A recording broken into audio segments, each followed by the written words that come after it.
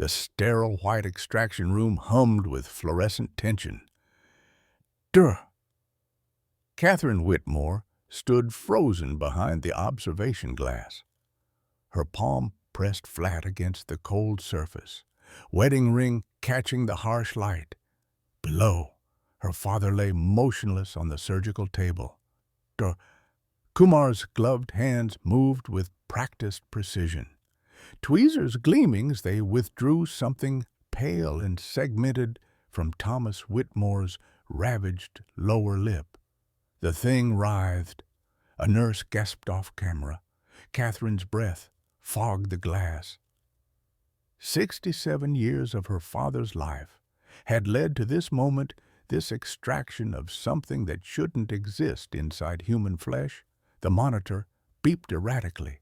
Thomas's eyes, heavy with fading sedation, found hers through the glass. Terror lived in that gaze. 3 months ago, Catherine whispered to no one. He thought it was just a pimple. The larva twisted in the metal tray. But what emerged from his lip that day wasn't the real monster they'd been fighting. Leave a like and share your thoughts in the comments along with the city you're watching. From now, let's continue with the story. 3 months earlier, Thomas Whitmore woke at precisely 5:30 in the morning, no alarm needed. 40 years in the Army and at the Ford plant had carved that rhythm into his bones. The January cold seeped through the windows of his 2-story colonial in Riverside, Ohio. Built in 1960, the year Catherine was born, empty now, except for him and the ghosts. He shuffled to the kitchen in his blue flannel shirt, always blue, Margaret's favorite color. The fabric still held a phantom scent of her white shoulders perfume, though she'd been gone 4 years now. Breast cancer, 46 years of marriage, ended on a Tuesday. The coffee maker sputtered to life. Thomas poured black coffee into a chipped mug that read, "World's Best Dad," in fading letters. His hands trembled slightly as he lifted it. They always did in the mornings. A souvenir from Vietnam that never quite left. He sat in the worn recliner, facing the front window, watching the neighborhood wake up. Young families had moved in over the years. Their children's laughter felt like a language he'd forgotten how to speak. The mailbox at the end of his driveway stood empty. It had been 8 months since anyone sent him a letter. Thomas was 67 years old. Silver hair kept military short, 5'11", and lean. Too lean lately. The scale that morning had read 165 pounds. He'd been 180 when Margaret was alive. Food tasted like cardboard when you ate alone. His daughter Catherine hadn't visited in 8 months. Not that he blamed her. 41 years old, twice divorced, raising 9-year-old Ethan alone while working as a dermatologist at Cleveland Clinic. 45 miles might as well have been 1,000. Their last conversation had been Sunday. 5 minutes of polite distance. She'd asked if he wanted to come to Ethan's school recital next month. He'd said he'd see. They both knew what that meant. Thomas touched his lower lip absently. A small raised spot, pinkish, firm, not so, probably from his pipe tobacco last week. He'd quit smoking years ago at Margaret's insistence. But sometimes the old habits called louder than sense. In the basement, behind the furnace, sat a locked footlocker. Inside photographs from 1960 and a Bronze Star medal he'd never worn, and a sealed envelope in Margaret's handwriting. Open when you're ready to forgive yourself. He'd never opened it. Thomas finished his coffee as dawn broke over Riverside. Another day, another morning of breathing when part of him had stopped living decades ago. His finger traced the spot on his lip again. Just a pimple. Nothing to worry about. January 12th. Thomas stood in his bathroom at 5:45, steam rising from the sink. The safety razor in his hand was the same one Margaret had given him in 1909. Chrome handle worn to smooth by decades of morning rituals. He leaned toward the mirror, squinting. The small bump on his lower lip caught the light. Pink, raised. When he touched it, pain flared sharp and immediate, not like a pimple, harder, deeper. The razor scraped across his jaw, the familiar rasp of blade against stubble. When it reached the bump, Thomas flinched. A dot of blood appeared. He pressed tissue against it, then buried the bloodied paper deep in the trash can behind the medicine cabinet mirror. A Purple Heart medal gathered dust between pill bottles. Thomas had never looked at it directly. The radio on the windowsill crackled to life with the morning news. Veterans Affairs announces expansion of Agent Orange presumptive conditions for Vietnam veterans. Thomas's hand trembled. He clicked the radio off. Silence filled the bathroom like water, just a shaving nick, nothing more.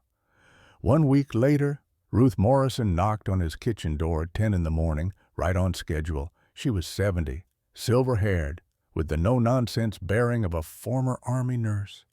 In her hands, an apple pie still warm from the oven. Saturday special delivery, she said, setting it on the counter. They'd been neighbors for 40 years. After Margaret died, Ruth had appointed herself Thomas's keeper, weekly pies, daily check-ins. She'd made a deathbed promise to Margaret, and Ruth Morrison didn't break promises. You look tired, Tommy. She poured herself coffee without asking, settling into the chair across from him. Sleeping okay? Like a baby? The lie came easily after 56 years of practice. Ruth's nurse eyes tracked his face as they talked about weather, as prices, the Hendersons' new car. But her gaze kept returning to his mouth. Thomas caught himself touching his lip 3 times during their conversation. Let me see that, Ruth said finally. See whatever you keep touching. It's nothing. Ruth's expression hardened into the one she'd used on uncooperative patients. Thomas Whitmore, show me. He sighed and pulled his lower lip down. The bump had grown, navy bean-sized now, white center, surrounded by angry red. Ruth leaned close, her expression going still in that particular way medical professionals had when they saw something concerning. She'd lost her husband Daniel to melanoma in 2005. A freckle that became something else. She knew the signs of things that started small and turned deadly. How long? Week, maybe 2. You need to see a doctor. I'm not wasting money on a pimple. Ruth's jaw tanned. Margaret would want you to get it checked. The name hung between them like a third person in the room. Thomas stood abruptly. Margaret's not here. Ruth gathered her purse slowly, measuring her next words. She wanted to call Sathoretz, but she'd also promised Thomas's privacy. The conflict showed in the tightness around her eyes. 1 more week, she said at the door. If it's not better, I'm calling your daughter myself. The door clicked shut behind her. Thomas sat alone in the kitchen for an hour, touching the bump, feeling it throb with each heartbeat. By February 2nd, the bump was lima bean-sized. When Thomas brushed his teeth, it bled. The metallic taste filled his mouth each morning. He dabbed hydrogen peroxide on it, covered it with Band-Aids that peeled off by noon. February 9th, kidney beans sussed. The center had turned black. When Thomas ate dinner, a microwaved Salisbury steak in front of the evening news, A foul smell rose from the lesion. The scab that formed each night got knocked off each morning, leaving fresh blood on his pillow. His speech began to slur. Words caught on the swollen tissue. Coffee spilled when he drank. His lip unable to seal properly around the cup's rim. February 10th changed everything. Thomas bit down on a fork full of mashed potatoes and caught his lower lip between his teeth. The lesion exploded. Pain, white-hot and immediate. Blood filled his mouth, metallic and warm. He ran to the bathroom and spit crimson into the sink. In the mirror, the wound gaped open, a crater of raw flesh, edges raised and angry, the center black with necrotic tissue. This wasn't a pimple. This was something else. Something wrong. Thomas gripped the sink, knuckles white. His reflection stared back, a 67-year-old man finally seeing what he'd been ignoring for a month. The next morning, Ruth found him at the kitchen table. He hadn't slept. Bloody tissues littered the surface like fallen leaves. "I am driving you to Cleveland," she said. "Now." This time, Thomas didn't argue. Catherine Whitmore's phone vibrated against her desk at Cleveland Clinic. The screen lit up with a name she hadn't seen in months. Dad. She stared at it through 3 rings. Her father never called. Their Sunday phone conversations were her ritual, not his. Her first thought was emergency. Her second was that she'd imagined it. On the 4th ring, she answered, "Dad?" "Kate." His voice sounded different, vulnerable. "I need your opinion on something." Her doctor instincts activated immediately. "What's wrong?" "There's a growth on my lip." Catherine's pen stopped mid-notation on a patient chart. "How long have you had it?" Silence stretched for 3 heartbeats. "Month, maybe more." Her stomach dropped. A month? He'd had a lesion for a month and hadn't called. She extracted details like pulling teeth, size, color, pain, bleeding. Each answer made her mental diagnosis darker. Basal cell carcinoma, squamous cell, melanoma. "Dad, can you send me a picture?" "I don't know how to use that FaceTime thing." Of course he didn't. Thomas Whitmore still had a rotary phone in his kitchen. "I'm coming over. Today. You don't need to." "I'm leaving in an hour. Be there." She hung up before he could protest, already grabbing her coat. The drive to Riverside took 50 minutes. Catherine's hands gripped the steering wheel too tight, her mind cycling through worst-case scenarios. She was a dermatologist. How had she missed this? 8 months since her last visit. 8 months of professional knowledge wasted while her father suffered alone. Guilt tasted like copper in her mouth. Ruth's car sat in the driveway when Catherine pulled up. Relief flooded through her. Ruth had stayed. Thank God someone had been watching him. The house smelled exactly as it had for 41 years. Coffee, Old Spice aftershave, and dust. Everything remained precisely as Margaret had left it. Shrine to a ghost. Thomas sat at the kitchen table, a Band-Aid covering his lower lip. He wouldn't meet her eyes. Ruth stood by the sink, arms crossed in that protective stance nurses adopted with vulnerable patients. "Hi, Dad?" He nodded, still wouldn't look at her. Catherine set her medical bag on the table and snapped on latex gloves. "Let me see it." "Is that necessary?" "Dad, let me do my job." She peeled away the Band-Aid. Her poker face cracked. a sharp inhale she couldn't suppress. The lesion was worse than anything he'd described, 1.8 centimeters, deep ulceration, at least 3 millimeters, rolled pearly borders, black necrotic center. It bled with the lightest touch, and the smell, God, the smell of dying tissue. Catherine pulled out her portable dermatoscope with hands that wanted to shake.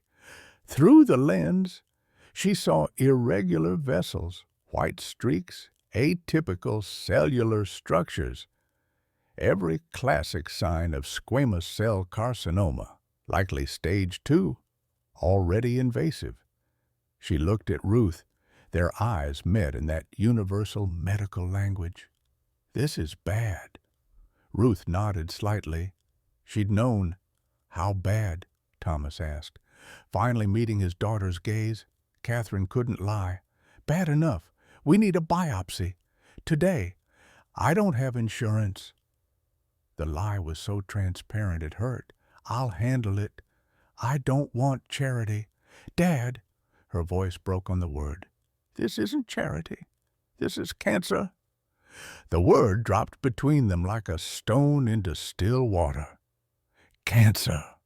First time spoken aloud. The room went silent except for the kitchen clock ticking above the stove. Thomas's face drained of color. His hands, already trembling, began to shake visibly. Ruth moved to his shoulder, grounding him with her touch. Catherine realized what she'd done, said the terrifying word without any bedside manner, just blurted it out. But there was no taking it back now. "Get your coat," she said quietly. "We're going to Cleveland." The drive back was 45 miles of silence. Thomas stared out the passenger window. Catherine glanced at him every 30 seconds, tracking his breathing, his color, his state of mind. The radio stayed off. The tension was too thick for music. At the clinic, Catherine used the staff entrance. Fewer questions that way. She led Thomas to a private exam room away from the regular patient flow. Maria, her nurse and friend, appeared in the doorway. "Tut, Whitmore, is this—" "My father." Catherine's tone made it clear no other questions were welcome. "Please prep a biopsy kit." Thomas sat on the exam table, but refused to lie back. Control? Always needing control. A soldier's habit that never died. Catherine explained the procedure with clinical precision. "Local anesthetic, 4 millimeter punch biopsy. I'll need a tissue sample." Her hands moved efficiently, drawing up lidocaine, preparing the sterile field. "Just do it," Thomas said. The needle went in. He didn't flinch. Decades of military training meant pain was just information. Catherine waited 30 seconds for the numbness, then positioned the punch tool. The circular blade cut through tissue with a soft crunch. More blood than she expected. The sample came away pale with that black necrotic center. She dropped it into formalin solution. "Whitmore, Thomas, lower lip lesion." Her handwriting on the label looked shakier than usual. Pressure bandage applied. 3 days for results.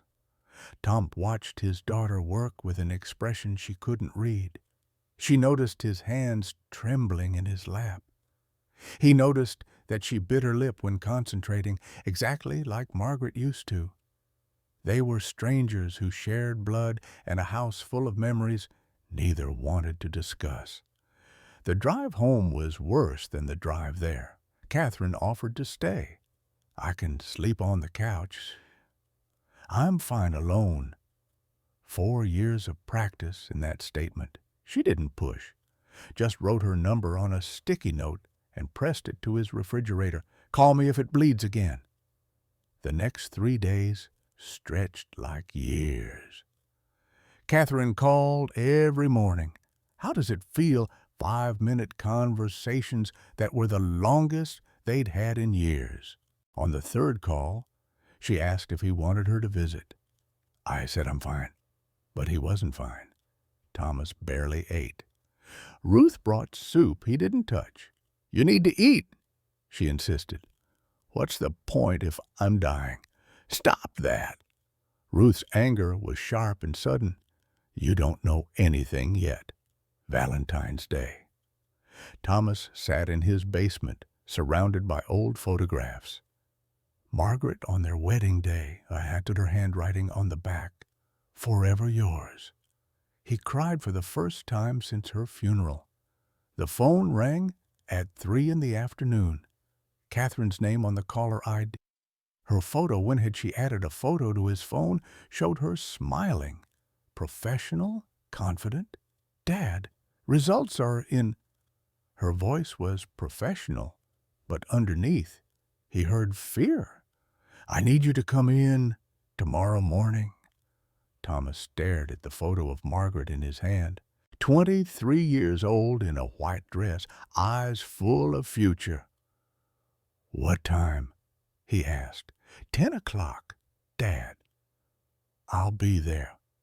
He hung up, sat in the dark basement until Ruth came looking for him at 7, worried because he hadn't answered his door.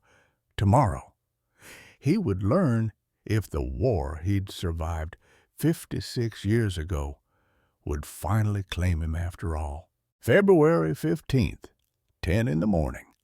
Catherine had chosen a private conference room instead of a clinical exam room. Softer that way, less frightening. A small mercy she could offer. Thomas arrived alone, having refused her offer to pick him up. Pride or stubbornness or both? Coffee sat untouched on the conference table between them. A manila folder held the pathology report. Catherine's hands rested on top of it. "The biopsy confirmed squamous cell carcinoma," she said, slipping into doctor mode because it was the only way to get through this without breaking. "Invasive, poorly differentiated, deep margins positive." Medical jargon. She watched her father's face go blank with incomprehension. "Translation," she continued, softer now. "It's cancer, aggressive. It's already spreading into the muscle tissue of your lip. Stage 2. Approaches stage 3. If we don't act immediately, treatment, surgery, Mohs procedure. We remove layers of tissue until we reach clean margins. Depending on depth, you might need radiation after." Thomas's jaw clenched. Survival rate. Catherine hesitated for the first time. 5-year survival is 70 to 80% with treatment. Without treatment, the pause stretched too long. Months, not years. Thomas nodded once, processing. Then, "There's something else in those records, isn't there?" Catherine pulled up his VA medical history on her tablet. "Your service records show Agent Orange exposure. Dad, this type of cancer is presumptively linked. You're entitled to coverage, to benefits." "Drop it." "Dad, you could get full medical coverage. Disability payments.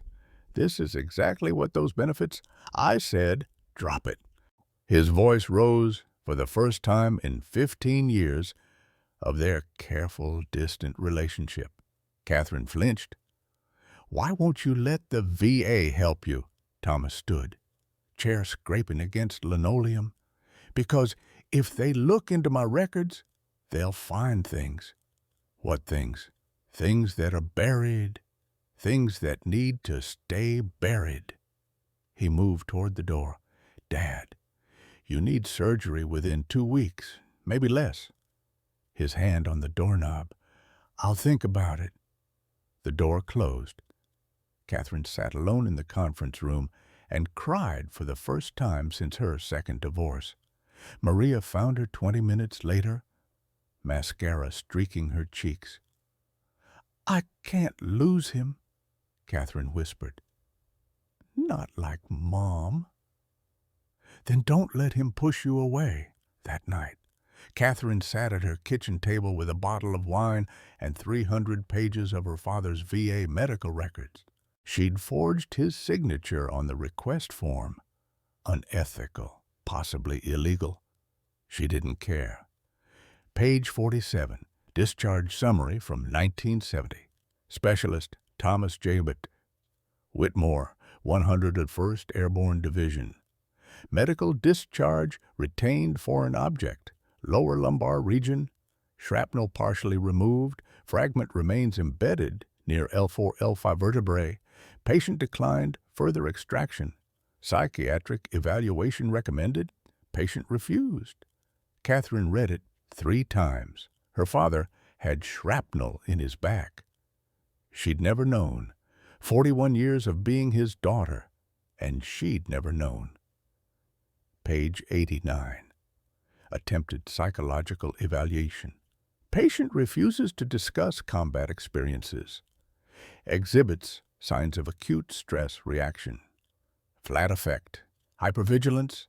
Startle response to sudden sounds. Recommended continued evaluation and counseling.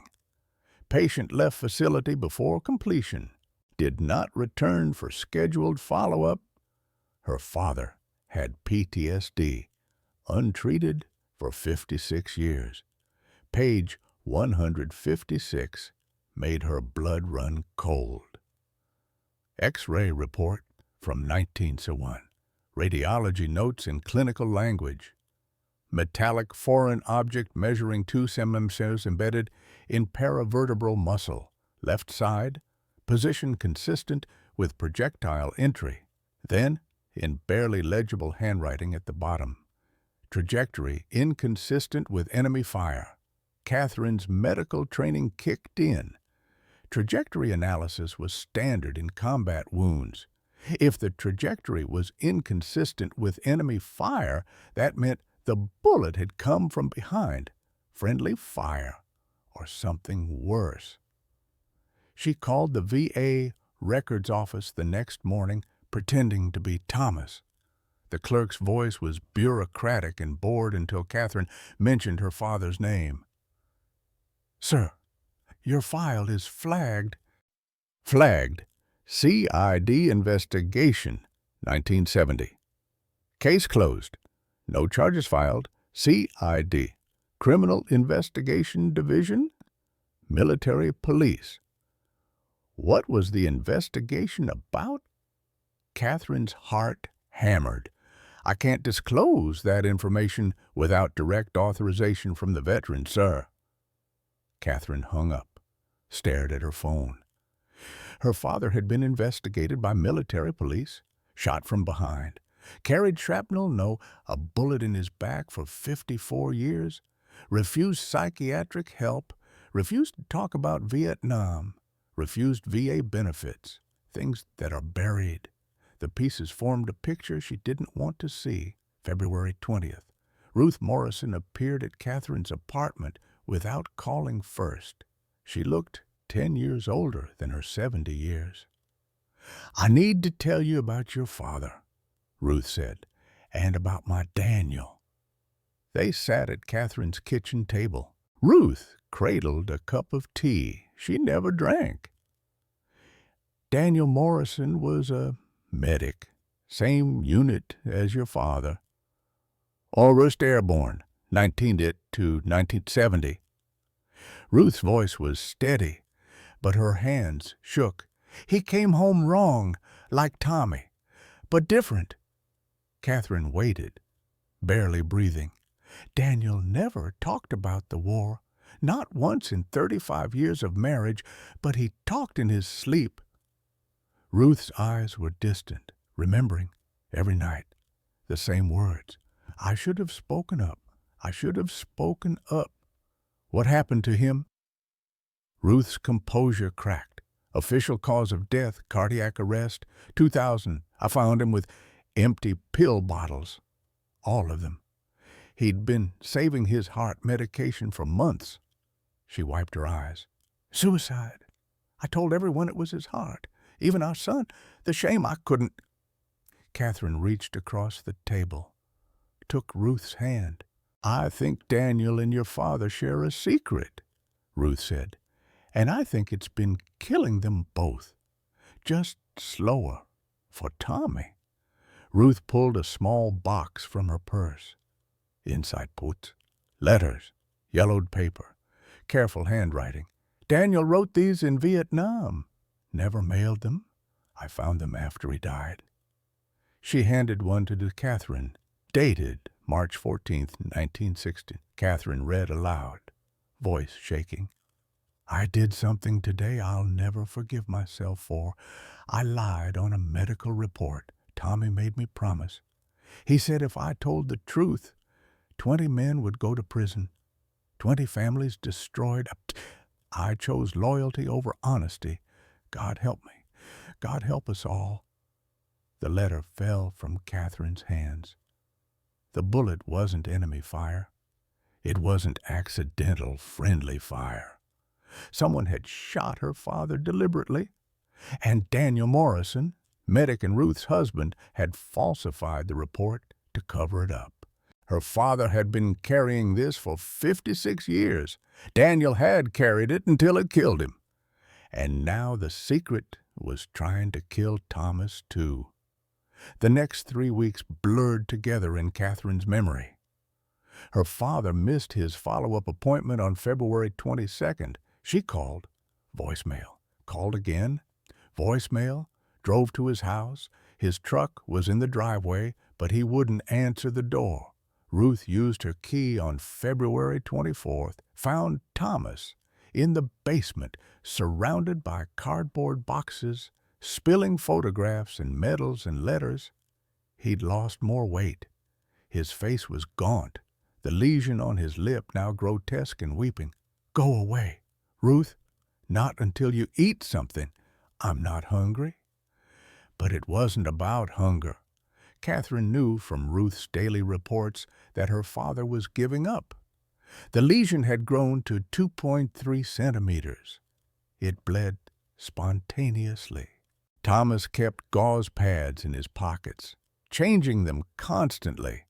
His speech slurred worse each day as the tumor invaded muscle. Eating caused pain, so he barely ate. March 1st, Catherine made a decision. She showed up at her father's house with Ethan. Thomas opened the door, surprise flickering across his haggard face. Ethan stared at his grandfather with wide 9-year-old eyes. "Grandpa, your mouth is bleeding." Thomas tried to hide it, pressing gauze to his lip, failed. "Does it hurt?" Ethan's voice was small, worried. Thomas knelt down to his grandson's eye level. "For once, honest, yes, it hurts." "Then why won't you let Mom fix it?" Out of the mouths of children. Thomas had no answer. While Ethan played in the backyard, Catherine confronted her father in the kitchen. The words she'd held back for months, years, decades, came pouring out. "He needs you, Dad." "He's better off without me." "That's not your choice to make." Her voice rose, professional control shattering. "You already left me once. When you came home from Vietnam, you weren't the same dad anymore." Thomas looked stunned. "You were 3 years old. How could you possibly?" "Mom told me." Catherine's eyes filled with tears. "She said you came home a ghost, that you were there but not there, that some part of you never left that jungle." Thomas sank into a chair. "I spent my whole childhood trying to make you proud," Catherine continued, words tumbling out faster now. "I became a doctor because you said I was smart. I married young because I wanted your blessing. And when you didn't approve, when you pulled away, I gave up trying. Kate. But I never stopped loving you, never. So don't you dare give up on yourself and call it mercy. Don't you dare." Silence filled the kitchen. The clock ticked. Ethan's laughter drifted in from outside. "I don't deserve fixing." Thomas's voice was barely a whisper. "Why? Because I did something unforgivable." "Tell me." Thomas shook his head. "If I do, you'll hate me." "I could never hate you." "Yes, you could." March 10th. Thomas collapsed. He'd been trying to eat soup alone in his kitchen. The dizziness came first, then weakness. His legs gave out. He hit the floor hard, head cracking against the counter edge. The lesion on his lip split open. Pits. Blood pooled on the linoleum. He lay there, too weak to get up, tasting copper and defeat. "This is how I die," he thought, "alone, like I deserve." Ruth found him at 7 the next morning, unconscious in a lake of dried blood. The ambulance ride, the emergency room, vitals unstable, severe dehydration, malnutrition. CT scan showed the cancer hadn't metastasized yet, but it was close. The lesion was now 2.8 centimeters, invaded through the vermilion border into the muscle. Dr. Rajesh Kumar was called in, 60 years old, head of Mohs surgery, with kind eyes behind wire-rimmed glasses. He examined Thomas, reviewed the scans, then delivered his verdict to Catherine in the hallway. "If we don't operate within 72 hours, we'll lose the window. The cancer will spread to bone. At that point, we're looking at mandibular resection, removal of part of the jaw." Catherine's world tilted. She sat by her father's ICU bed for 20 hours straight. When he finally woke, groggy and disoriented, his first words were, "You should go home." "Not a chance." Thomas looked at her through the fog of pain medication. "Kate, I'm scared." It was the first time he'd admitted fear since Margaret's funeral. "Then let us help you." "If I have the surgery," Thomas paused, gathering courage, "will you do something for me?" "Anything." "Don't look at my service records. Don't dig into the past. Just let it stay buried." Catherine lied to her father's face. "Okay." Thomas knew she was lying, but he accepted it anyway. "Schedule the surgery." Relief flooded through Catherine so intensely her knees went weak. The next 3 days passed in medical preparation. Pre-op testing, blood work, EK, chest x-ray, surgical consent forms signed with Thomas's shaking hand. Surgery scheduled for March 15th at 7 in the morning. Dr. Kumar explained the procedure. Mohs technique. We removed the lesion layer by layer, checking each layer under a microscope until we reach clean tissue. "Risk?" Thomas asked. "Significant facial asymmetry, possible nerve damage, difficulty speaking or eating, but without surgery." "I understand." Thomas cut him off. "Take whatever you need to take. I want to live." March 13th, the day before surgery. Thomas sat alone in his ICU room in the evening. Catherine had gone home to shower and rest for the first time in days. In his belongings bag, he found Margaret's letter, the sealed envelope she'd left with her will. "Open when you're ready to forgive yourself." His hands shook as he tore it open. Margaret's handwriting. Perfect cursive, unchanged by the cancer that killed her. "My dearest Tommy, if you're reading this, I'm gone. I'm sorry I left you alone, but you've been alone even when I was there. Alone with that war, alone with whatever happened that changed you. I knew something broke you. You came home different, quiet, haunted. I never pushed because I loved you, but love isn't always enough when someone won't let you in. This cancer in my body cell's gone rogue, attacking from inside. I think your war did the same to you. An enemy eating you alive from the inside. The difference is I'm fighting my cancer. You've been surrendering to yours.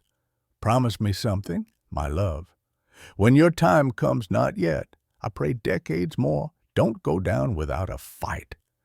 And whatever you did over there, whatever you think makes you unworthy, forgive yourself. You deserve peace, joy, love, and you are loved by me always. Come back to us before it's too late. Your Maggie P.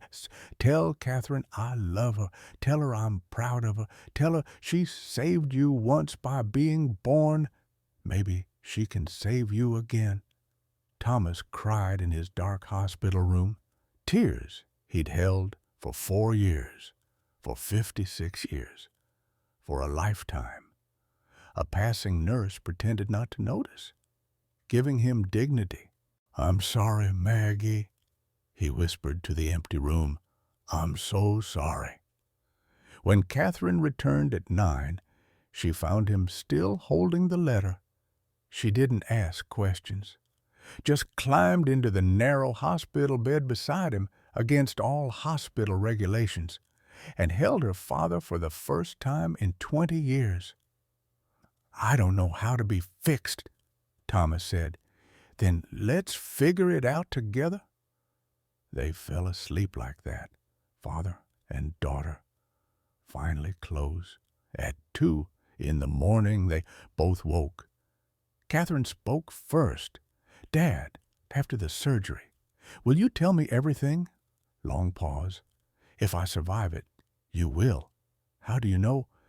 "Because you promised Ethan you'd teach him how to fish." Thomas looked confused. "I never said that." Catherine smiled in the darkness. "Then you better survive so you can—" March 14th, the day before surgery. Thomas had an unexpected visitor. A man in his 70s walked into the ICU room. Tall, weather-beaten, wearing a veteran's cap, he extended his hand. "Tommy, it's Bobby. Bobby Hayes." Thomas stared. Recognition dawned slowly. "Bobby, Ruth tracked me down. Said you were sick. Figured I owed you a visit." Robert Hayes, 101st Airborne. Same unit, same company, same nightmare. Bobby pulled a chair close to the bed. "Tommy, I heard about the cancer. I came to say something I should have said 55 years ago." He took a breath. "What you did that day saved lives. You were the only one with the guts to say no." Thomas's face went rigid. "Bobby, don't—" "Captain Morrison gave an illegal order. You refused. He shot you for it. We all saw it happen." Catherine, standing outside the room, getting coffee, froze at the doorway. Every word carried through the partially open door. Bobby continued. "When CID came investigating, we were told say it was enemy fire or face court-martial for conspiracy. 20 of us, we all lied. Even Daniel Morrison, especially Daniel. He was the medic. He fixed your wound, wrote the false report. I told them to lie," Thomas said, voice rough with emotion. "I didn't want them punished for my choice." "But you've been punishing yourself ever since." "I should have died that day." "No." Bobby's voice was firm. "You should have gotten a medal. You stood up to a war criminal. You saved a village full of civilians. Captain Morrison was the one who should have faced justice." Catherine's hand covered her mouth. The pieces fell into place. Her father had refused an illegal order, been shot by his own commanding officer, convinced his entire unit to lie to protect them from consequences. Morrison had friends in high places. Bobby continued. CID closed the case. Insufficient evidence. They said he got a medical discharge, full benefits, walked away free. Thomas's voice was hollow. I know. I saw him once, 1982, VA hospital. He had cancer too. Agent Orange. Didn't recognize me. I didn't say anything. He died 6 months later. You carried this alone for 56 years. What choice did I have? You could have told the truth. Let us face the consequences of our own decisions and destroy 20 families, 20 lives. Bobby leaned forward. We destroyed ourselves anyway. Tommy. Daniel killed himself. Jenkins drank himself to death. Patterson ate his gun in '89. At least half the unit is dead from suicide, addiction, or just giving up. Your silence didn't save us. It just made us all suffer alone. The words hit Thomas like physical blows. Catherine walked into the room. Both men looked at her. She'd heard everything. Dad, she said quietly, is this true? Thomas couldn't meet her eyes. Kate, is it true? Finally, he nodded. Catherine crossed the room and took her father's hand. You're not a criminal. You're a hero. No. Yes. Her voice was fierce. You refused an illegal order. You protected civilians. You took a bullet for doing the right thing. That's not shame. That's courage. Thomas shook his head, tears streaming. But I made them all lie. You gave them a choice. They chose loyalty. That's on them, not you. And you've been carrying their guilt along with your own for 56 years. That stops now. Bobby stood. She's right. Tommy, tomorrow they cut that cancer out of your lip. Time to cut out the other cancer too, the one you've been feeding in your soul. After Bobby left, Catherine sat with her father in silence. Finally, she spoke. The surgery is at 7 tomorrow morning, but before you go under, I want you to know something. She pulled out her laptop. I submitted your Agent Orange claim 2 weeks ago. Thomas's eyes widened. You what? They approved it.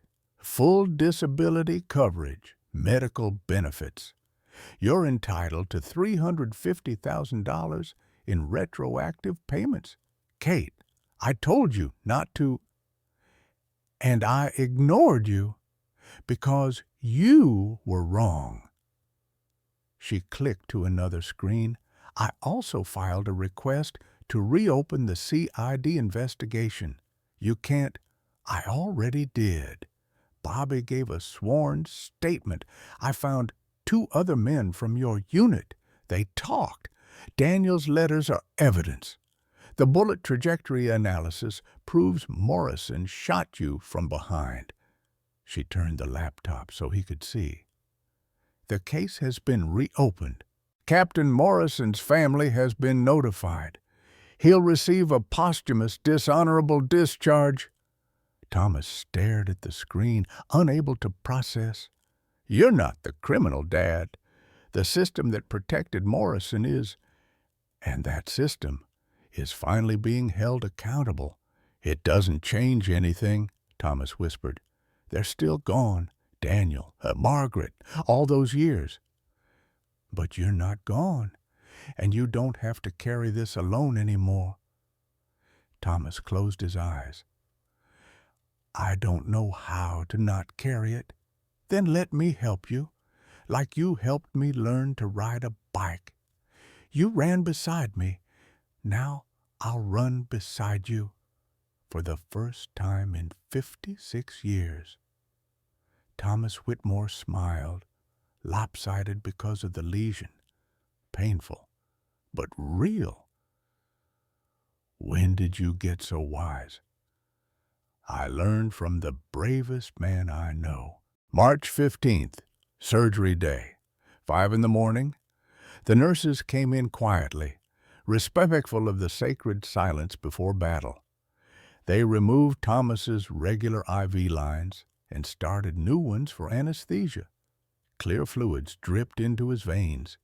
He'd been NPO since midnight, nothing by mouth, and his throat felt like sandpaper.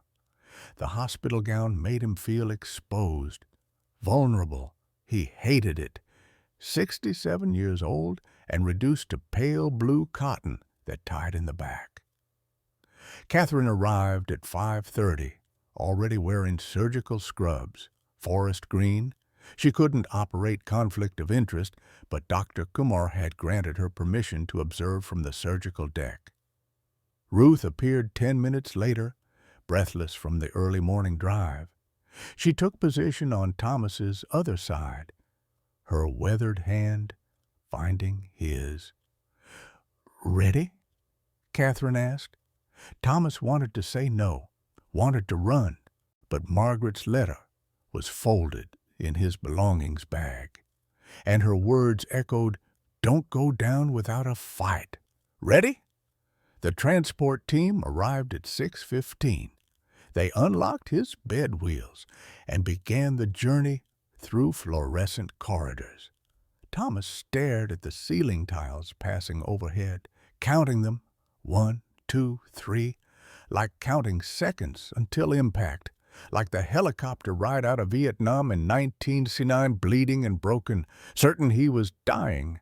Catherine held his hand on the left, Ruth on the right, two women who refused to let him face this alone.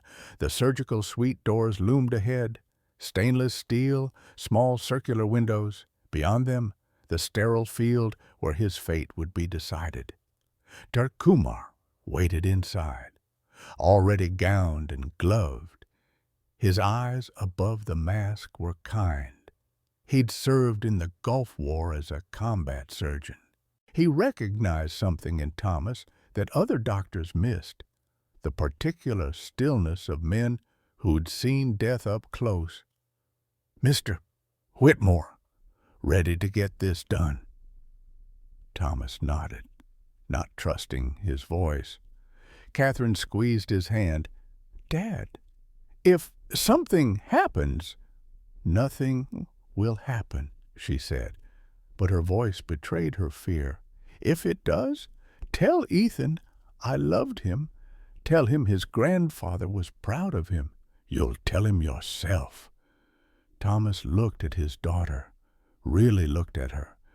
41 years old, auburn hair like Margaret's, green eyes like his own, beautiful, strong, everything he and Margaret had created together. "I love you. Kate, I should have said it more." Her composure cracked. Tears spilled over. "I love you too, Dad." The doors swung open. The surgical team waited. "Boy, Doctor?" Kumar's voice was gentle. "Time to let him go. Dr. Whitmore." Catherine released her father's hand. Ruth did the same. The gurney rolled forward. Thomas craned his neck to keep them in view until the doors closed between them. Then he was alone with strangers who held his life in their hands. The operating room was cold, brutally cold. Lights blazed overhead, so bright they hurt. The surgical table waited like an altar. Thomas transferred from gurney to table with help, lying back, staring up at the circular lights. The anesthesiologist appeared above him, younger than Thomas expected, maybe 35. Kind eyes. "But, Whitmore, I'm Dart, Sarah Chen. I'll be managing your anesthesia today. You'll feel a slight burning sensation when the medication starts. Then you'll drift off. I need you to count backwards from 100 for me." Thomas felt the medication enter his eye, cold spreading up his arm. 100. His tongue felt thick. 99, 98. The room began to blur. Voices became distant. 90 septembre, 90. Darkness took him. In the observation deck above the surgical suite, Catherine stood behind thick glass with Ruth beside her. Below, her father lay unconscious, vulnerable, surrounded by the surgical team. Dr. Kumar positioned himself at the head of the table. Two residents flanked him. A scrub nurse arranged instruments with practiced precision. The anesthesiologist monitored screens displaying Thomas's vital signs. Catherine's hands pressed against the glass. Her breath fogged it. Ruth's rosary beads clicked softly as she prayed, "In the name of the Father and of the Son and of the Holy Spirit." Dr. Kumar's voice came through the intercom speaker. "Beginning procedure. Time is 07:15. The scalpel caught the light as Kumar made the first marking, drawing boundaries around the lesion with surgical ink, mapping the territory that needed to be removed. The lesion was massive, nearly 3 centimeters. Irregular borders, deep infiltration, visible even before cutting. "This is extensive," Kumar murmured to his residents. "Be prepared for multiple layers." Catherine's medical knowledge was both blessing and curse. She knew exactly what she was watching, knew the risks, knew how easily things could go wrong. The first cut. Dr. Kumar's hand moved with absolute steadiness.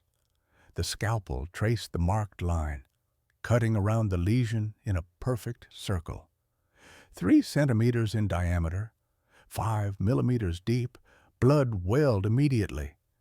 Thomas's lower lip had dense vascular supply. Too much blood? The suction catheter whined as the resident worked to keep the field clear. Kumar lifted the first tissue disc free. Pale flesh with that black necrotic center. It went into a specimen container. First layer to pathology. Rush frozen section. Catherine watched the clock. 15 minutes until results. She paced. Ruth remained still, praying. The rosary beads never stopped moving through her fingers. The intercom crackled. Pathology here, margins positive. Medial and deep borders show residual tumor cells. Catherine's heart sank. Not clean. They'd have to go deeper. Kumar's voice remained calm. Acknowledged. Proceeding to second layer. The scalpel descended again, this time cutting deeper, 8 millimeters now, into the orbicularis oris muscle, the muscle that controlled lip movement. Cutting it meant permanent changes to Thomas's face. Catherine pressed her forehead against the glass. This was the price of survival. Function sacrificed for life. More blood. Even more than the first layer. The resident struggled with suction. Kumar cauterized vessels with the electrocautery tool. The smell of burning flesh drifted up even to the observation deck. Catherine gagged. Ruth's hand found her shoulder. The second tissue disc came free, larger, deeper, pink muscle fibers visible in cross-section, striated white and red. Second layer to pathology. 20 minutes this time. The longest 20 minutes of Catherine's life. She counted her own heartbeats, watched her father's chest rise and fall with the ventilator, mechanically, artificially. Pathology. Margin still positive on deep border. Recommend proceeding. "Damn it," Kumar said quietly, then louder. "Third layer, going to mental foramen." He looked up at the observation window, made eye contact with Catherine, held up 3 fingers. Catherine understood. The mental foramen was where the mental nerve exited the jawbone. Cutting that deep meant possible permanent numbness, facial asymmetry. But it was also where they'd find clean margins or nothing at all. She nodded. Consent given. Kumar positioned his scalpel. "This is it. If we don't get clean margins now, We're looking at mandibular involvement. He cut. The blade scraped against bone, a sound Catherine felt in her teeth. The third disc of tissue came away. Thomas's lower lip was now a crater, 1.5 centimeters deep. 30% of the tissue gone. Blood didn't well this time. It spurted, arterial, bright red shooting across the surgical field. Clamp! Kumar's voice sharp now. Urgent! I need clamp now. The resident moved fast, but not fast enough. Blood pressure dropping on the monitors, 85/55. The anesthesiologist's voice, he's tachycardic. Heart rate 120. The second resident asked, should we stop? No? Kumar's voice was steel. We stop now. We leave cancer. Clamp the bleeder. We're not stopping. Catherine couldn't breathe. Her father was bleeding out on the table below. The monitor showed his heart racing, his blood pressure dropping. The team worked in controlled chaos. Ruth's prayers grew louder. Hail Mary, full of grace, the Lord is with thee.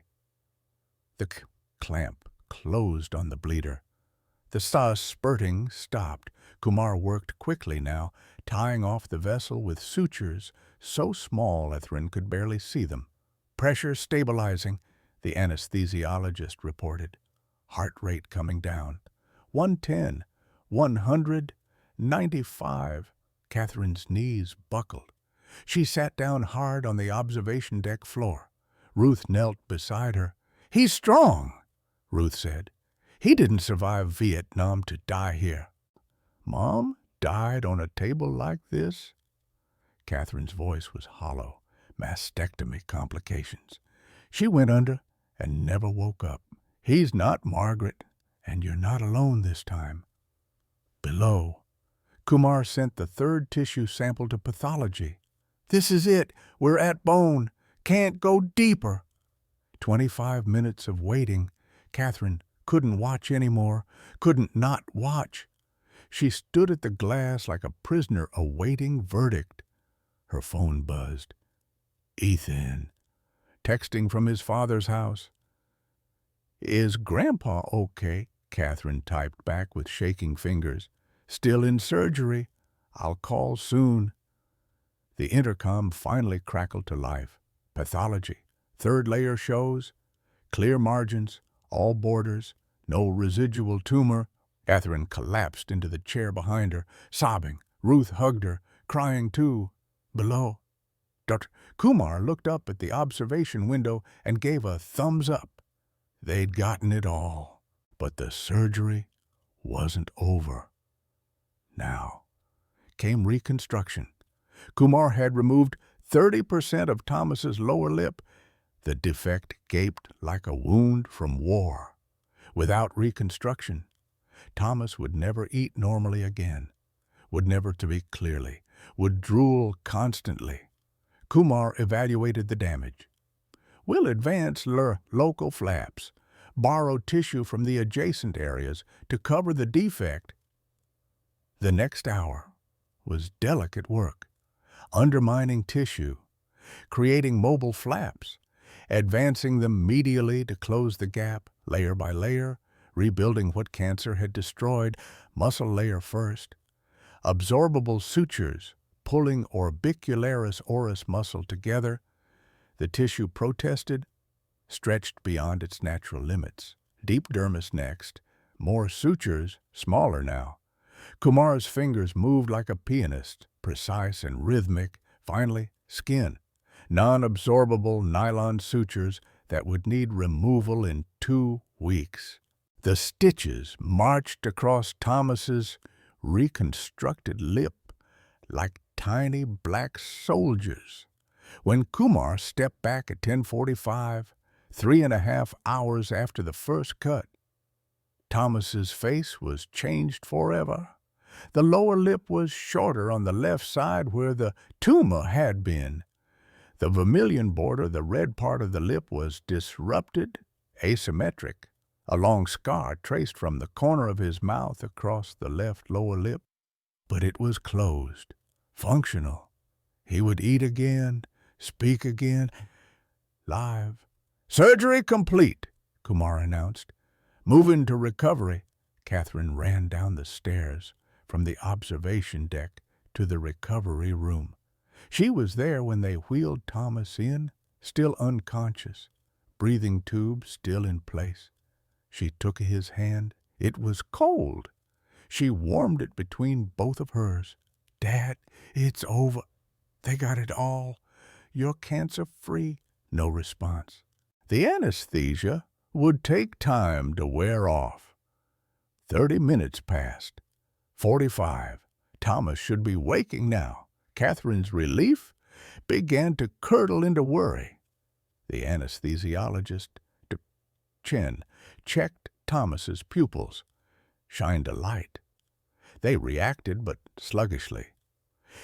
"He should be awake by now," she said quietly. "What's wrong?" Catherine's doctor voice, steady, despite the fear beneath. "I don't know.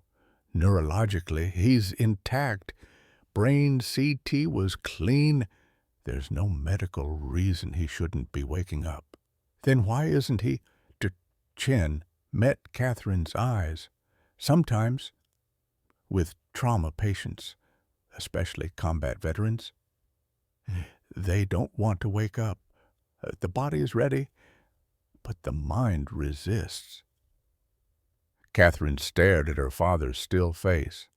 After everything, the surgery, the clean margins, the successful reconstruction, was he choosing not to come back? "Dad," she whispered, leaning close.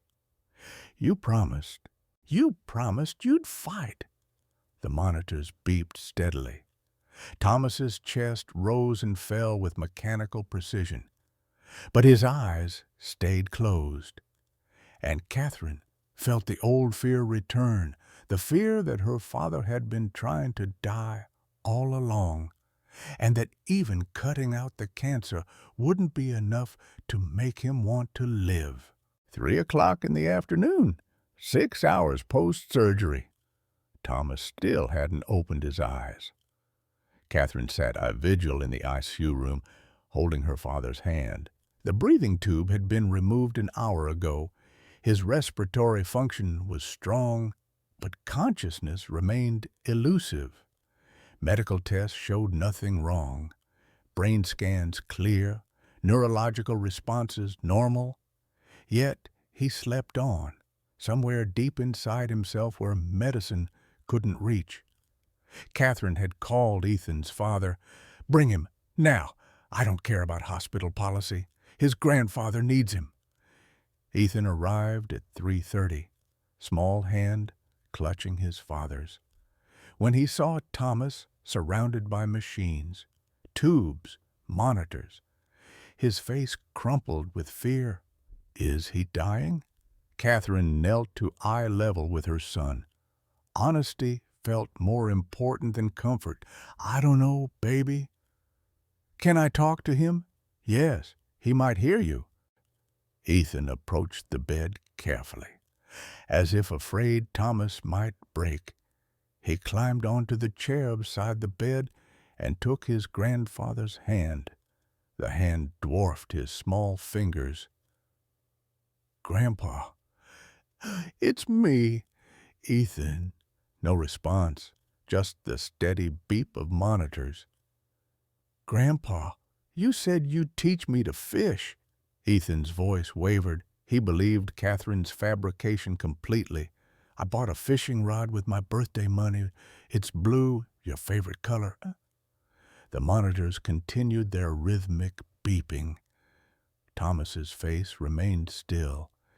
Ethan laid his head against his grandfather's chest, listening to the heartbeat beneath. "Please wake up. I don't want you to die. I just found you." Catherine had to leave the room. She stood in the hallway, back against the wall, sliding down until she sat on the cold linoleum floor. Ruth found her there 10 minutes later. "He's choosing death," Catherine said. flatly. He survived the surgery, but he's choosing not to come back. Ruth sat beside her. Your father's been choosing death for 56 years. Slow suicide by silence. Then how do I stop him? You can't. Only he can decide to, but you can give him a reason to want to. At 4:30, the neurologist arrived. Dr. Patricia Wells, 50-something, with efficient movements and sympathetic eyes. She examined Thomas thoroughly, tested reflexes, pupil response, pain stimuli, everything normal, except consciousness. There's no medical reason for this continued unconsciousness, she told Catherine in the hallway. His brain is functioning. He's simply not waking up. What do we do? Wait 24 to 48 hours. If he doesn't wake by then, we'll need to reassess. Consider other interventions. Dr. Wells paused. Dr. Whitmore, I've seen this before in combat veterans. Sometimes the body heals, but the mind doesn't want to. The trauma, the guilt. It's easier to stay in the dark. He has PTSD? Untreated? That tracks. The surgery, the vulnerability, the anesthesia. It can trigger something, a retreat inward. The question is whether he wants to come back. After Dr. Wells left, Catherine returned to her father's room. Ethan had fallen asleep in the chair, still holding Thomas's hand. Ruth sat in the corner, rosary beads moving through her fingers like water. 7 o'clock. The dinner cart rattled past. Catherine hadn't eaten since breakfast. She didn't care. Food felt impossible when her father was slipping away. Her phone lit up with the messages. Work colleagues asking about her absence. Friends checking in. 47 missed calls over 3 days. She ignored them all. At 9, Catherine sent Ethan home with his father. The boy didn't want to go. Fought it. But exhaustion won. Ruth stayed, a silent guardian in the corner. I should have been there for him, Catherine said into the quiet room. After Mom died, after Vietnam, all those years he was drowning, and I was too angry to see it. You were a child when he came back from war, Ruth said gently, and you were grieving your mother. You can't carry his silence as your failure. But Catherine did. The weight of it crushed her chest. 11 at night. Catherine pulled up a photograph on her phone. Margaret, in her wedding dress. Mount Radiant, young, full of hope for the future she'd build with Thomas Whitmore. Mom, Catherine whispered to the image, I don't know what to do. He won't wake up. I think he doesn't want to. You said he came home a ghost from Vietnam. Maybe he never stopped being one. How did you love a ghost for 46 years? Memories surfaced. Margaret, during her final months. Weak from chemotherapy, but lucid. They'd been sitting in this very hospital. Different room, same building. Your father survived the war, Margaret had said. But he never came home. Not really. Home isn't a place. Katie, it's a feeling, safety, forgiveness, peace. Your father's been in exile in his own mind for 50 years. I couldn't bring him home. Maybe you can. 1 in the morning, March 16th now. Catherine dozed in the chair, neck bent at an uncomfortable angle. Ruth slept sitting up in the corner, rosary still clutched in her weathered hands. Thomas's monitors beeped steadily. His fever had started climbing at midnight, 101.5 degrees Fahrenheit. By 1:15, it hit 102.3. The night nurse came in quietly, checked his vitals, frowned. I'm calling the doctor. Coomer arrived at 1:45, examined Thomas, ordered blood cultures, started broad-spectrum antibiotics through the IV. Sepsis. he told Catherine. Infection from the surgical site. His body is fighting it, but it's also fighting to stay alive. The question is whether he wants to fight. What do you mean? Kumar's eyes were kind but unflinching. I served in the Gulf War. Field surgeon. I saw this in combat medics sometimes. They'd survive horrific injuries, get through surgery fine, and then just fade.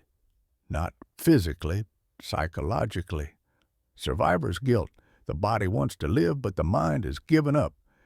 He paused. There's no medicine for that. Whitmore. By 2 in the morning, Thomas's fever had climbed to 102.8. Blood pressure needed vasopressors to stay stable. Heart rate elevated, every system under stress. Catherine stood over her father, gripping the bed rail. Ruth stood on the other side. Dad, I know why you won't wake up. Catherine's voice was steady, controlled, but tears streamed down her face. I know about the shooting, about Captain Morrison, about Daniel covering it up, about the 20 men you protected by making them lie. I know all of it. Thomas's monitors continued their steady rhythm. No change. And I know what you think it makes you, a coward, a liar, someone who doesn't deserve to live when Daniel is dead, when those other men are dead, when that village... Her voice broke. But you're wrong. Dad, you're wrong. Ruth's hand found Catherine's across the bed. They stood together over Thomas. Two women who loved him refusing to let him go. If you wake up, I'll help you come home, Catherine promised. Not to Ohio, not to that house, home to yourself, to forgiveness, to peace, please. Dad, wake up. I can't lose you. Not now. Not when I just got you back. Outside, lightning split the sky. Thunder followed, shaking the hospital windows. March storms rolling across Cleveland. Catherine climbed into the narrow ICU bed with her father, careful of the tubes and wires. She laid her head on his chest, listening to his heart, the same way Ethan had done hours earlier. Please, she whispered, please, don't leave me. The storm raged outside.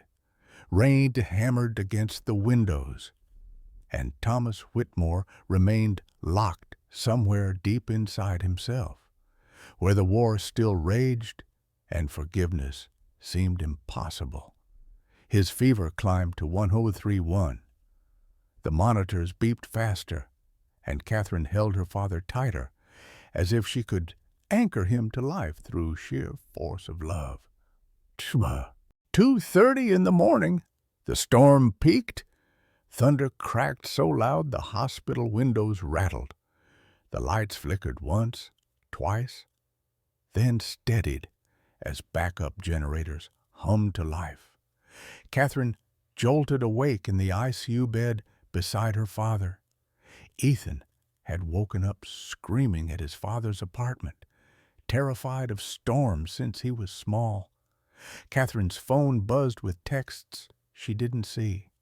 She was focused on her father's face, still unconscious, still burning with fever. In the 30 seconds, Catherine climbed out of the bed to comfort Ruth, who'd startled awake at the thunder. Something changed. Thomas's body jerked, once hard. The monitor shrieked, heart rate spiking to 100 beats per minute.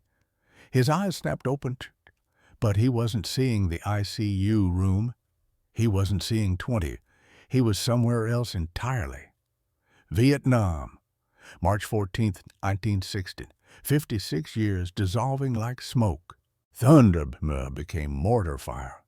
The steady beep of monitors became radio chatter. The white ceiling became jungle canopy.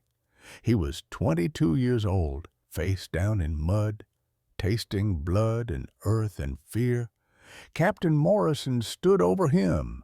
M16 pointed downward. "You're a traitor, Whitmore." Thomas tried to speak. His voice came out garbled, inhuman. "I won't shoot civilians." "Then I'll shoot you."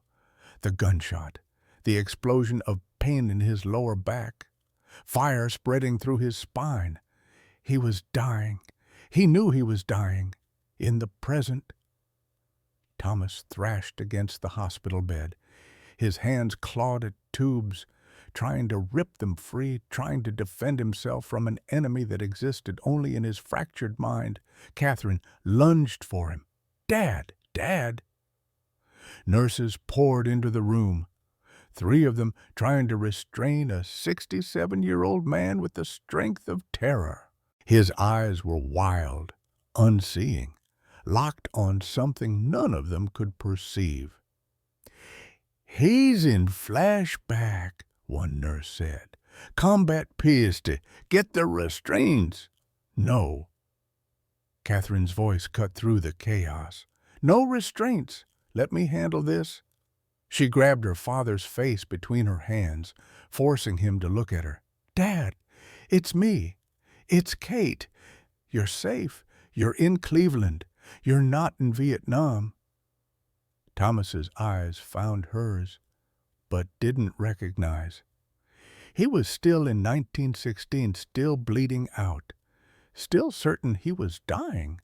"Look at me," Catherine commanded, using every ounce of authority in her voice. "You're not there anymore. You're here. You're alive.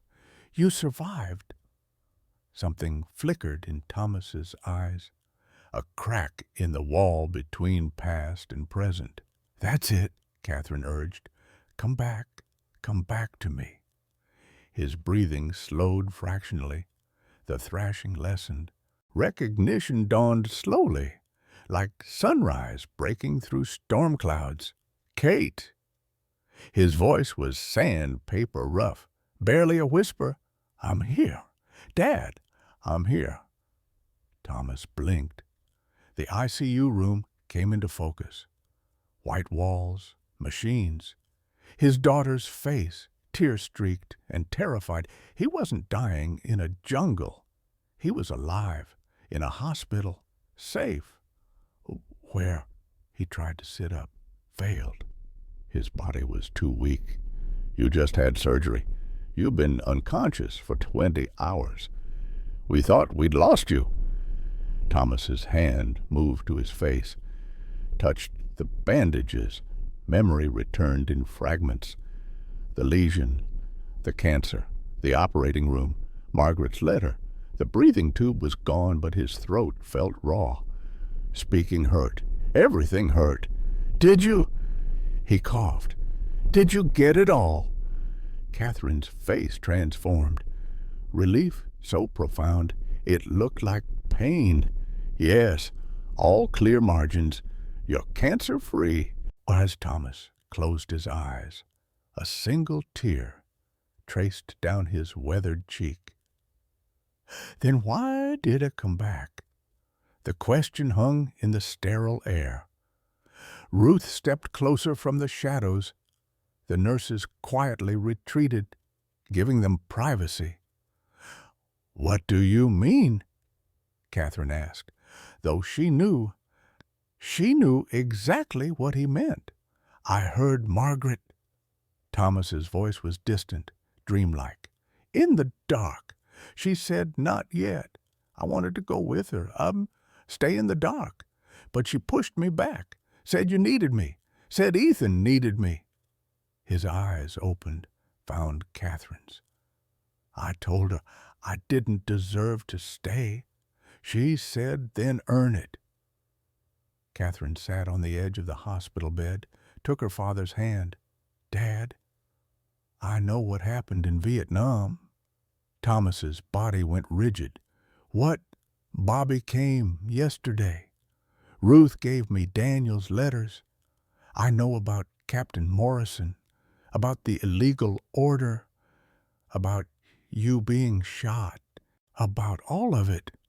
Panic flooded Thomas's face. "Kate, you can't. No one can know. I'm the only one who needs to know." Her voice was fierce, protective. "And I need you to understand something. You're not a criminal. You're a hero." "No." "Yes." She squeezed his hand tighter. "You refused an illegal order. You protected civilians. You took a bullet for doing the right thing. That's courage. Dad, that's honor. That's everything you raised me to be?" Thomas shook his head weakly. "But I made them all lie. 20 men. I ruined their lives. You gave them a choice. They chose loyalty. That's on them, not you. And you've been carrying their guilt along with your own for 56 years. That ends now. I don't know how to stop carrying it." Ruth moved to the other side of the bed. "Tommy, Daniel carried it until it killed him. You're not going to do the same. I won't allow it." Thomas looked between the two women, the two people who'd refused to let him die alone. "Daniel, God, Ruth, I'm so sorry about Daniel. Don't be sorry. Be alive. Be here. That's what he would have wanted." Ruth's voice cracked. "That's what Margaret wanted. That's what we all want." The room fell quiet except for the monitors. Thomas's fever was breaking, the numbers on the screen slowly declining. 102, then 102, 1. His body was choosing to fight the infection. But there was more. Catherine could see it in his eyes. The war had more secrets. "Dad, there's something else I need to tell you." She pulled out her phone, opened her email. "2 weeks ago, I submitted your Agent Orange claim to the VA." Thomas's eyes widened. "You what?" "They approved it. Full disability coverage. Medical benefits backdated to 90. You're entitled to $350,000 in retroactive payments." Kate, I told you not to, and I ignored you because you were wrong to refuse help." She clicked to another screen. "I also did something else. I filed a request to reopen the CID investigation into Captain Morrison." The color drained from Thomas's face. "You can't. You'll destroy." "I already did. Bobby Hayes gave a sworn statement. I found 2 other men from your unit, Calvin Warren and James Peterson. They're still alive, Dad. And they talked. They gave statements. Daniel's letters are official evidence now. The bullet trajectory analysis proves Morrison shot you from behind." Thomas stared at his daughter, unable to process. "What are you saying? The case has been reopened. Captain Morrison's family was notified last week. The Army has reviewed all evidence. They're issuing a posthumous dishonorable discharge. His name will be removed from the Vietnam Memorial Wall. His benefits are being revoked retroactively. But the other men are being hailed as heroes who tried to protect you under duress. The Army is offering them recognition, apologies, and additional benefits for wrongful coercion by a commanding officer." Catherine leaned closer.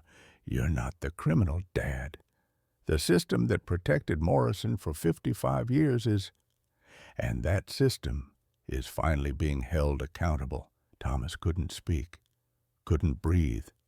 56 years of guilt, of shame, of carrying a secret that poisoned everything, and his daughter had dismantled it in 2 weeks. "It doesn't change anything," he finally whispered. "Daniel's still dead. Margaret's still gone. All those years wasted." "But you're not gone." Catherine's voice was steel-wrapped in velvet. "You're here. You survived the cancer. You survived the war. You survived the silence. And you don't have to carry this alone anymore. I don't know how not to. Then let me help you, like you helped me learn to ride a bike. Remember, you ran beside me, held the seat. You told me you wouldn't let go. You promised. Thomas remembered Catherine at 7 years old, pink bicycle with training wheels just removed, her terrified face, his hands on the seat, running alongside her on the sidewalk. I'm not letting go. Daddy, she'd screamed. I won't let you fall, he'd called back. I promise. He had let go. Eventually, she'd fallen, skinned both knees. But he'd picked her up, dusted her off, made her try again and again, until she rode on her own, laughing with joy. You let go when I was ready, Catherine said now, reading his mind. Now I'll run beside you, and I won't let go until you're ready. For the first time in 56 years, Thomas Whitmore allowed himself to believe he might be worth saving. The smile that crossed his face was lopsided. The surgery had changed his face forever, but it was real. When did you get so wise? I learned from the bravest man I know. Thomas's laugh was weak, painful, but genuine. I'm not brave. I've been hiding for 56 years. No, you've been surviving. There's a difference. Catherine stood. Now, you get to live, actually live, not just survive. Ruth stepped forward. And we're going to help you, whether you like it or not. I don't deserve... Stop. Catherine's voice was firm. That word is banned. Deserve is no longer in your vocabulary. You are loved. You are needed. You are here. That's all that matters. The monitor showed Thomas's vital signs stabilizing. Temperature down to 101.8. Heart rate settling to 90 beats per minute. Blood pressure improving without vasopressors. His body was healing. Finally, after decades of self-destruction, his body was healing, and maybe, just maybe, his soul could heal too. There's one more thing, Catherine said. She opened a video on her phone. Ethan recorded this for you earlier, before the storm. She pressed play. Ethan's face filled the screen, illuminated by lamplight. His 9-year-old voice was serious, older than his years. Grandpa, Mom says you might not wake up, but I think you will, because you're strong, like Captain America, but real. And when you wake up, I want you to know something. I'm not scared of you. I know you have bad dreams about the war, Mom told me, but that's okay. My friend Jackson's dad has bad dreams too, and he's really nice. So even if you have bad dreams, I still want to know you. I want you to teach me to fish, and I want to hear stories about Grandma Margaret. And maybe you can teach me to ride a bike because Dad isn't very good at it. So please wake up.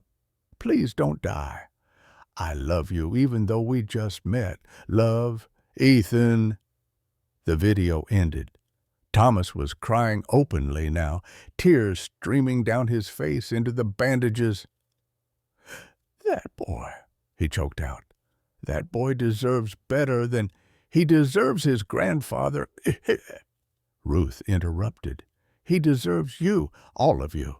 The good, the bad, the broken parts. That's what family means. Thomas closed his eyes, exhausted beyond measure. But this time when he slept, it wasn't retreat. It wasn't surrender. It was rest, healing rest. And when Catherine checked his fever 30 minutes later, it had dropped to 100.9. His body had decided to fight. Finally, after 56 years of slow suicide, Thomas Whitmore had decided to live. March 17th, 2 days after surgery, Thomas's fever had broken completely. The infection retreated under the assault of antibiotics. His body, having decided to live, fought with the tenacity of a soldier who'd survived worse. Doctor! Kumar removed the surgical drains and examined the reconstruction. Healing beautifully, no signs of necrosis. The flaps have taken well. Thomas touched his face gingerly. The left side of his lower lip felt foreign, numb in places, hypersensitive in others. The scar pulled when he tried to smile. Will I look normal again? Kumar was honest. You'll look different. The asymmetry is permanent. But function should return to about 80%. Speech, eating, drinking, all manageable with Tom. Good enough. Thomas meant it. Vanity seemed absurd when you'd been granted a second chance at life. Catherine moved into Thomas's house with Ethan on March 20th. What started as temporary became permanent without anyone explicitly deciding. Ethan claimed Catherine's old childhood bedroom. Catherine took the guest room. Thomas no longer ate dinner alone. The house that had been a mausoleum became alive again. Ethan's laughter filled rooms that had been silent for 4 years. Catherine's presence in the kitchen, attempting to cook Margaret's recipes with mixed results, felt like the home Thomas had forgotten existed. By April, routines formed. Thomas woke at 5:30 by habit, but now found Catherine already in the kitchen, coffee brewing. They shared the quiet morning hours, often without words, comfortable silence instead of lonely silence. Ethan bounded downstairs at 7, eating cereal at the table with his grandfather. Thomas helped with homework in the afternoons while Catherine worked. Dinner together at 6 became sacred. The house breathed again. On April 22nd, Thomas went fishing with Ethan and Catherine. The lake was gray under spring clouds, water cold and unwelcoming. Thomas showed Ethan how to bait a hook, his scarred lip pulling awkwardly when he smiled at his grandson's squeamishness about worms. It's gross, Grandpa. It's life, buddy. Sometimes you have to touch the gross parts to catch something beautiful. Ethan caught nothing, didn't care. Thomas sat on the bank watching his grandson cast and reel, tireless in his enthusiasm. Best day I've had in years, Thomas said quietly. Catherine, sitting beside him, bumped his shoulder with hers. Can we do this every week? Every week, I promise.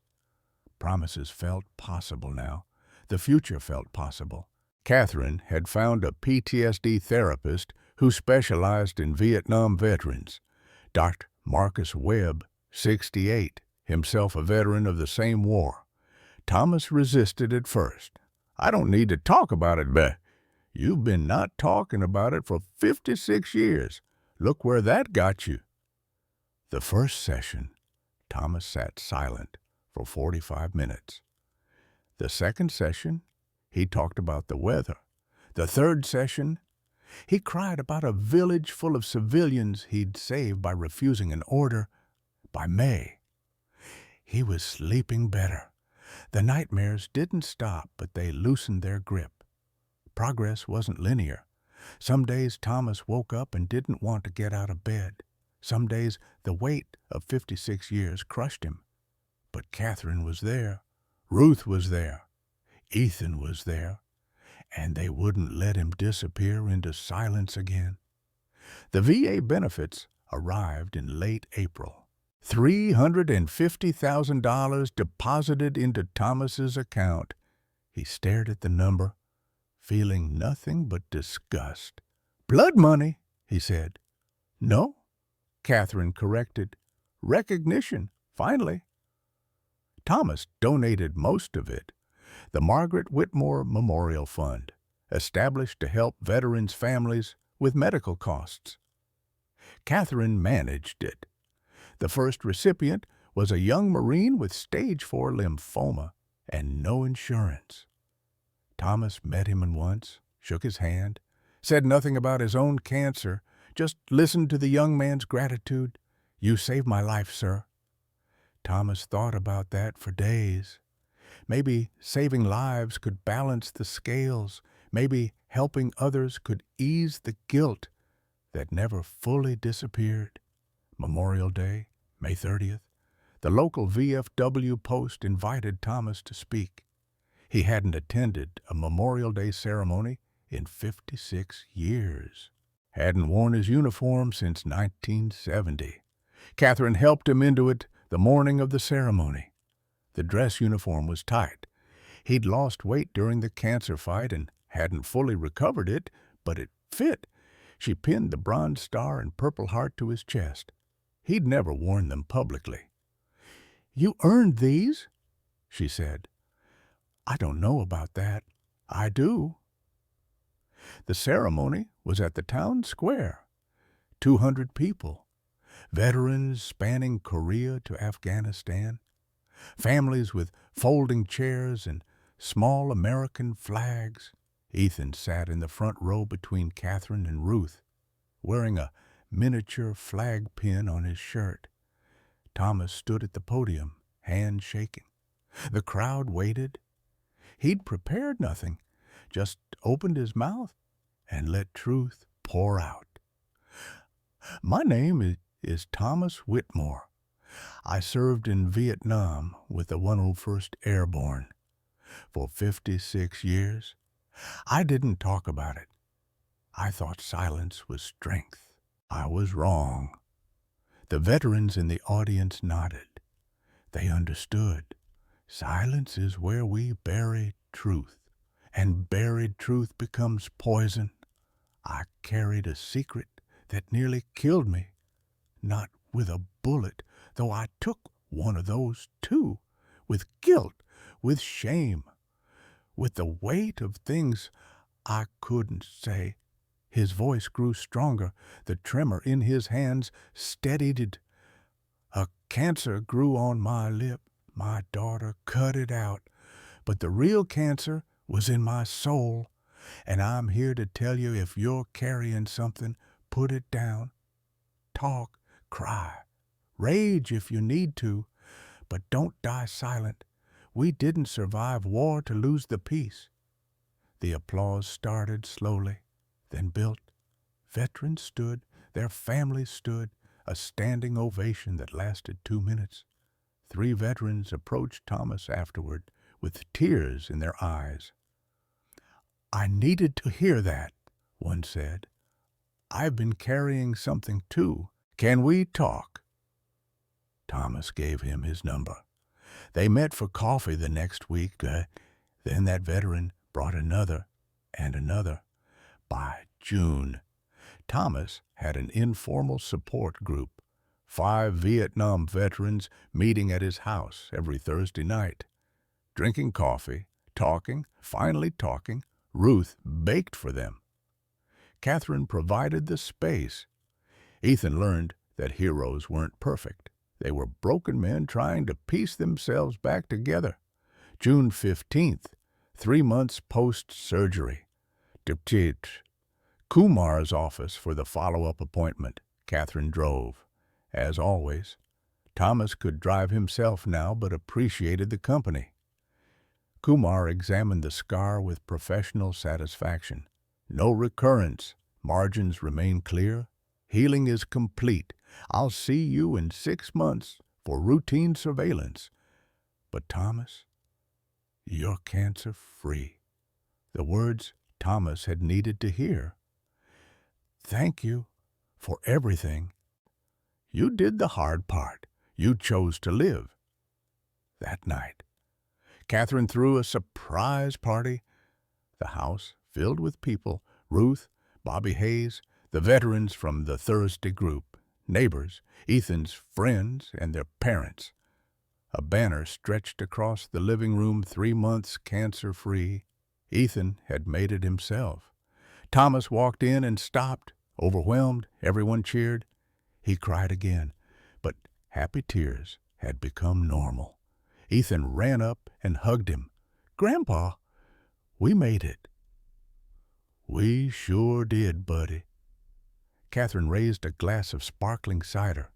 "To Dad, who survived 2 wars, one with bullets, one with silence, and won both. To Tommy." The chorus filled the house. Ruth put on music. Sam Cooke's "You Send Me," the song that had played at Thomas and Margaret's wedding in 1970. Catherine offered her hand. "This was Mom's favorite." "I know. We danced to it at our wedding." Thomas took her hand. "I haven't danced in 30 years." "Then it's time." They swayed in the living room, father and daughter, finally close after decades of distance. Ethan cut in halfway through. "My turn." Thomas danced with his grandson, laughing despite how the movement pulled at his scarred lip. Pain had become proof of survival instead of punishment. Evening came. The party wound down. Thomas, Catherine, and Ethan sat on the front porch watching the sunset paint the sky orange and pink. The same porch where Thomas had sat alone for 4 years, watching a neighborhood that felt like a foreign country. Ethan leaned against his grandfather's shoulder. "Grandpa, does your face still hurt?" Thomas touched the scar. "It would always be there. A permanent reminder. Not anymore." "Good. Because I like your smile. Even if it's crooked." Thomas smiled lopsided, asymmetric, imperfect, and real. "Me too, kiddo. Me too." The blue flannel shirt hung on the porch rail. Thomas still kept it, still honored Margaret's memory. But he wore new clothes now, moved forward while carrying the past gently, instead of letting it crush him. Catherine's phone buzzed. Another veteran, reaching out after seeing news coverage of Thomas's Memorial Day speech. The story had gone viral. 500,000 views. Veterans across the country finding courage to speak their own truths. "Dad, another vet wants to talk to you." Thomas nodded. "Give me his number. I'll call tomorrow." Helping others had become his purpose. The cancer had taken 30% of his lip, but given him back 100% of his life. The stars emerged one by one. Thomas held Ethan's hand on one side, Catherine's on the other. 3 generations connected. The chain that had nearly broken, now stronger for having been tested. "You know what?" Thomas said quietly. "I think I'm actually happy." Catherine squeezed his hand. "You deserve to be." He didn't argue this time. Maybe he was beginning to believe it. The porch light glowed warm against the darkness. Inside, the house that had been a shrine to death had become a home for living. Margaret's photographs still covered the walls, but now they shared space with Ethan's drawings and Catherine's medical journals and the beautiful chaos of family. Thomas breathed in the spring air, felt gratitude instead of guilt. The war would always be part of him. The scar would always mark his face. But they were proof he'd survived, not evidence he deserved to suffer. "Thank you," he whispered to the darkening sky, to Margaret, to whatever force had pushed him back from that comfortable darkness. "Thank you for not letting me go." Catherine heard him. "We'll never let you go. Dad, you're stuck with us now." "Good," Thomas said, and meant it with his whole reconstructed heart. "That's exactly where I want to be." The stars wheeled overhead. The night settled around them. And Thomas Whitmore, cancer survivor, war veteran, father and grandfather, finally came home. Not to a place, to himself, to peace, to forgiveness, to life. Sometimes The battles that nearly destroy us aren't fought with bullets. They're fought in silence. Thomas Whitmore carried a secret for 56 years, and that silence almost killed him more efficiently than any enemy ever could. What started as a pimple on his lip became a cancer that forced him to face the truth he'd been burying since Vietnam. That survival without forgiveness isn't really living at all. His daughter Catherine refused to let him die alone, cutting through decades of distance with one simple truth: you don't have to carry your pain in silence anymore. This story reminds us that it's never too late to come home to yourself, to forgive the younger version of you who did the best they could with impossible choices, and to finally accept that you deserve peace. The scars we carry, whether on our faces or in our souls, aren't marks of shame. They're proof we survived. They're evidence we fought battles most people will never understand. And sometimes the bravest thing we can do is simply choose to keep living, to let people love us, and to believe we're worth saving. What burden have you been carrying in silence that needs to finally be spoken? Have you ever had to choose between protecting others and telling your truth?